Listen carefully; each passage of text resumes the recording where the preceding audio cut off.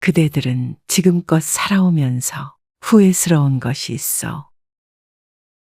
젊었을 적엔 후회할 행동을 해도 한숨 한 번 내쉬면 그만이었지만 나이 들고 보니 땅을 치고 후회해도 결코 되돌릴 수 없는 것들이 있구려.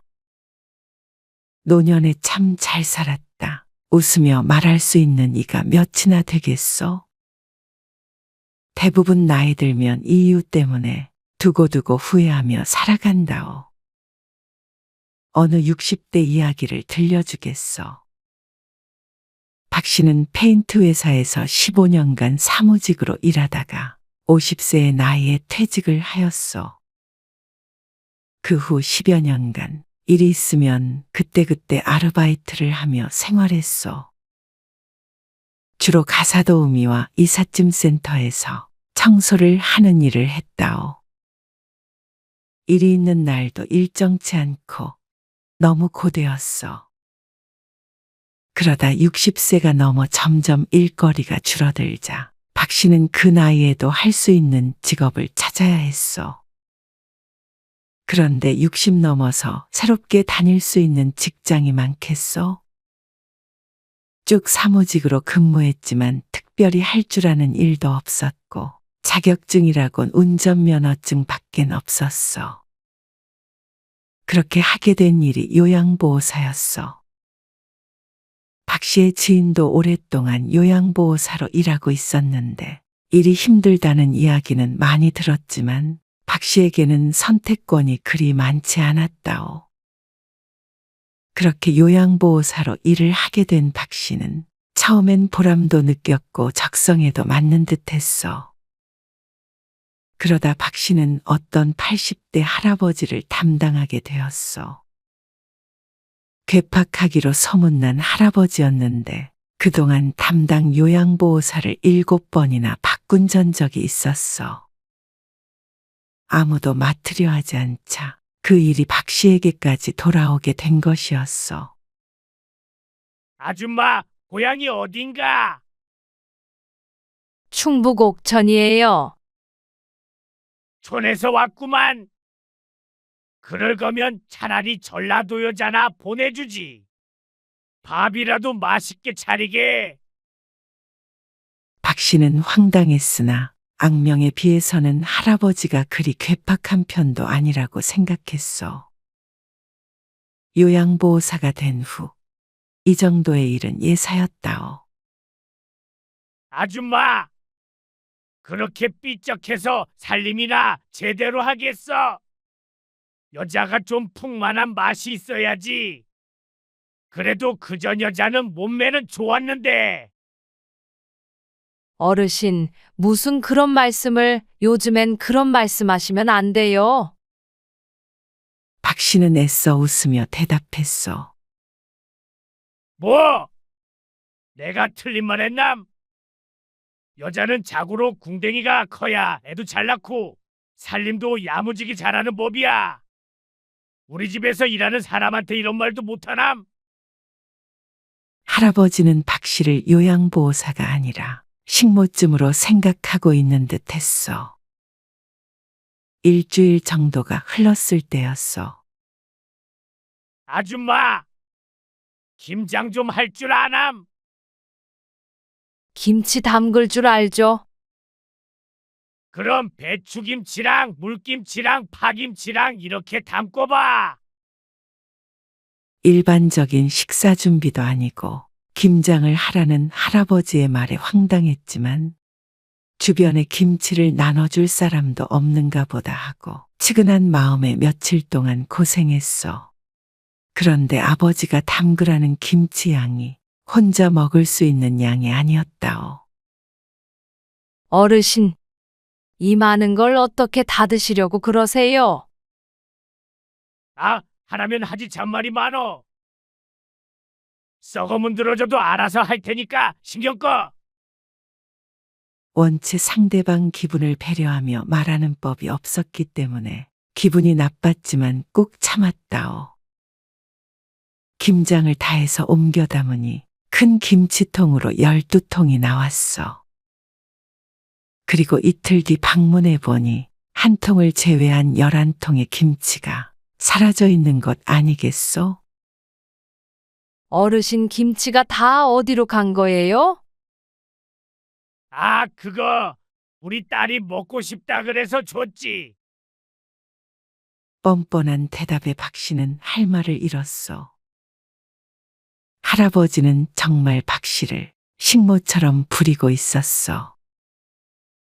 저는 어르신 몸이 불편해서 도와주러 온 사람이지 어르신 딸 대신 김장하는 사람이 아니에요.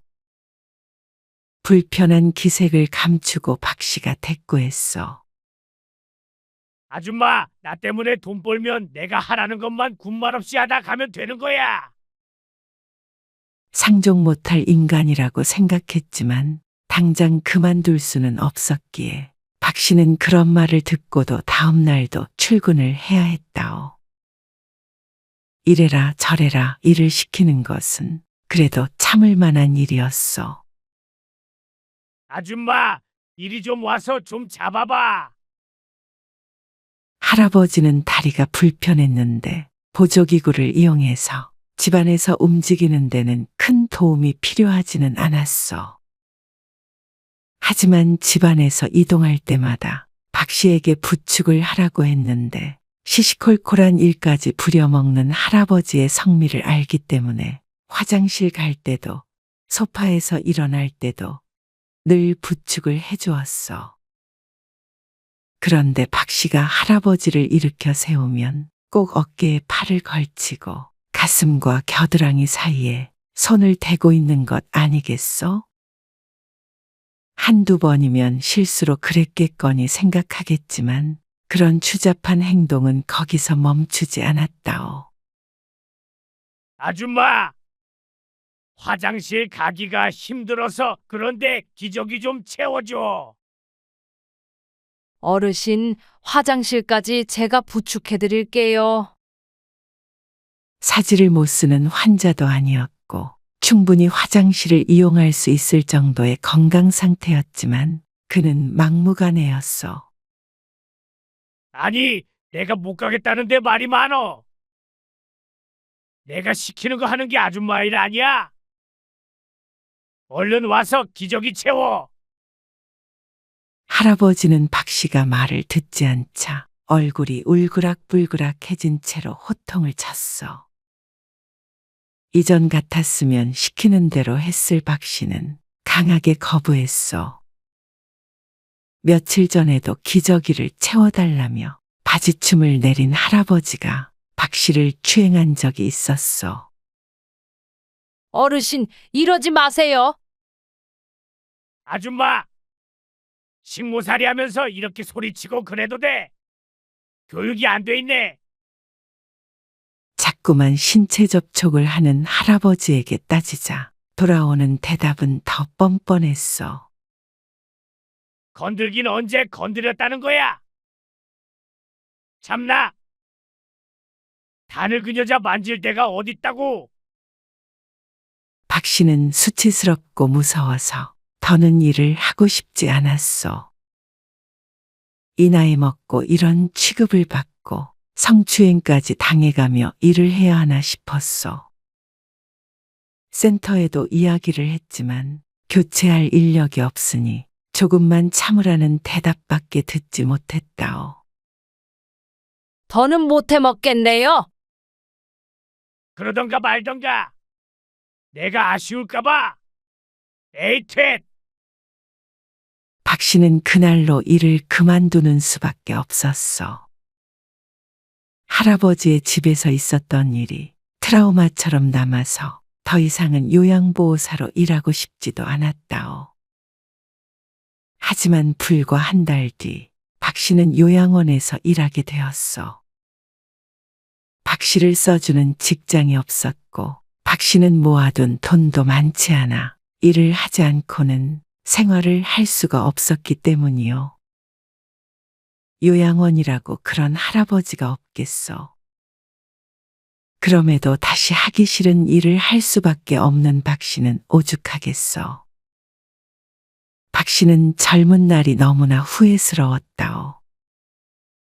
100세 시대라고 하는데 그 밤밖에 살지 않은 50살에 아무런 준비도 없이 퇴직을 하게 되었고, 이제 또 살아온 날만큼 앞으로를 살아가야 하는데 맨몸으로 세상 밖으로 내던져진 기분이었어. 이런 날이 올 줄 알았다면 편한 일 하고 있을 때 자격증이라도 따둘 것을, 인생 설계를 제대로 해둘 것을, 뭐라도 배워둘 것을, 더 열심히 일해서 돈 벌어둘 것을. 하지만 나이 먹고 이제 와서 후회한들 시간을 되돌릴 재주가 없다면 무슨 소용이 있겠어. 이제는 50대 이후가 되면 제2의 직업을 가져야 한다고들 하오. 대기업에 다녔어도 그 나이가 되면 회사를 나와야 하는데 젊은이들도 어려운 일이 직장에 들어가는 일이요.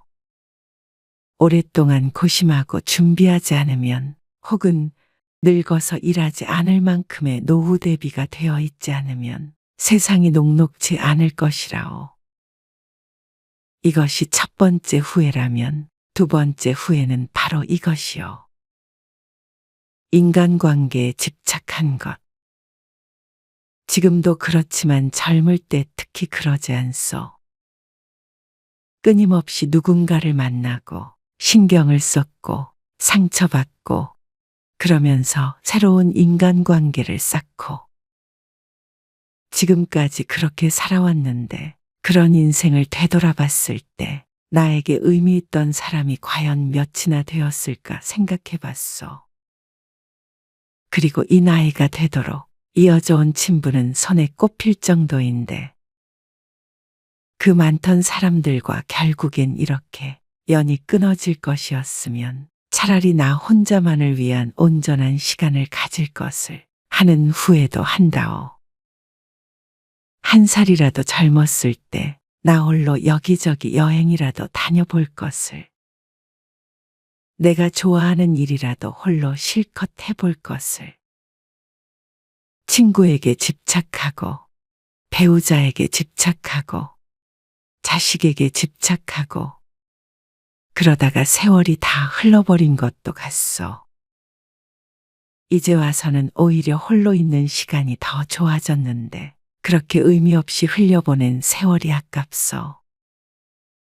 그리고 마지막 후회는 바로 건강이요. 젊었을 때 건강을 소홀히 생각한 것.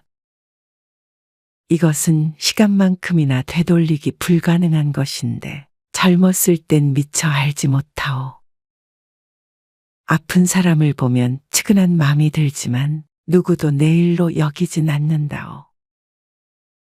젊어서는 몸에 안 좋다는 음식도 맛있으면 가리지 않고 먹고 술과 담배를 가까이 하고 운동은 멀리 하면서도 내가 언젠가는 아플 것이라는 생각은 하지 않소. 나도 그러했지만 건강과 젊음은 영원하고 무한한 줄로만 알고 살았다오. 나이 드는 일도 한참이나 먼 일처럼 막연했고 나이라는 숫자도 큰 의미로 다가오지 않았소. 하지만 흐르는 세월을 어찌 막고 쇠하는 몸뚱이를 어찌 막겠소?